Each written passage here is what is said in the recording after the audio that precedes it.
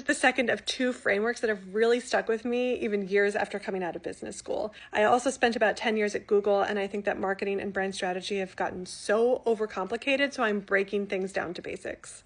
I took Scott Galloway's brand strategy class back in 2012, and something so simple but important is how a brand thinks about these three hurdles, if you will.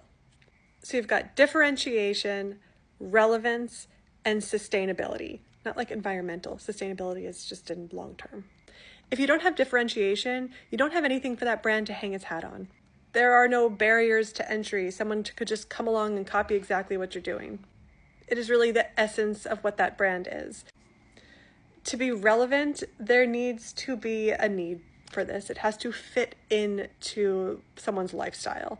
There has to be a market for what you're trying to sell. Sustainability means, what are you going to do for the long haul? How are you going to keep this business going? How are you going to prevent other brands from coming in and doing exactly what you're doing? Maybe that's tied to that first hurdle, the differentiation. But if you don't have a plan for the long haul, then it's a short-term brand with no success.